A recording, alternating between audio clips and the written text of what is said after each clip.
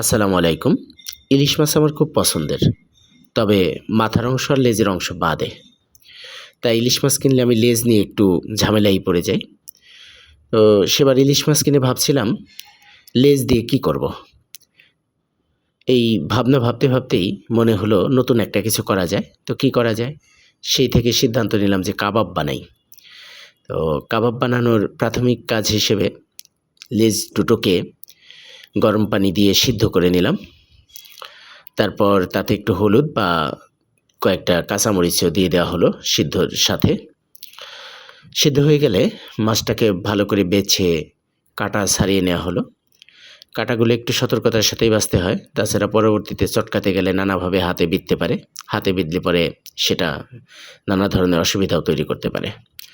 তো যাই হোক, মাছটাকে কাটা বেছে নিয়ে চটকে নিলাম।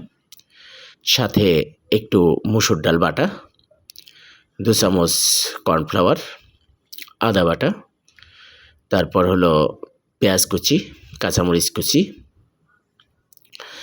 এর সাথে দিয়ে দেওয়া হলো হলুদ গুঁড়ো, ধনিয়ার গুঁড়ো, জিরার গুঁড়ো, শুকনো মরিচের গুঁড়ো এবং পরিমাণ মতো লবণ।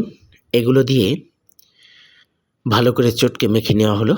ভালো করে চটকে মেখে নেওয়ার পর তাকে কাবাবের শেপ দিয়ে ডুবো তেলে ভেজে নিলাম।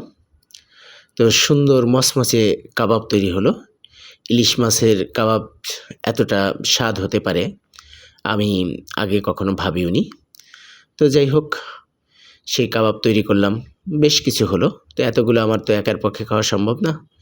আমি খেলাম 2টো, কাজের খালাকে দিলাম 2টো, আর বাকিগুলো নিয়ে হাউজের সামনে বের হলাম। তখন আমি একটা ছাত্র হোস্টেলের হাউস মাস্টার হিসেবে দায়িত্বপ্রাপ্ত ছিলাম। তো সামনে বের হওয়ার পর দেখি কয়েকজন দুপুরের খাওয়ার জন্য নিচে নামছে। তাদের মধ্যে থেকে যারা প্রথমে নেমেছিল, ঠিক আগে আসলে আগে পাবেন ভিত্তিতে তাদেরই সেই কাবাবগুলো কপালে জুটলো আর কি, তারা খেলো। তো ইলিশ মাছের লেজ দিয়ে এত সুন্দর মজাদার কাবাব হবে আমি আগেও ভাবতে পারিনি।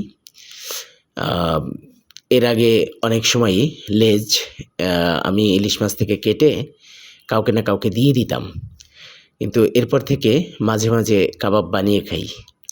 তো কাবাবটা আসলেই মজাদার হয়েছিল এবং দেখতেও সুন্দর হয়েছিল, খেতেও মজাদার হয়েছিল, সব দিকেই। যাই হোক, ধন্যবাদ সবাইকে।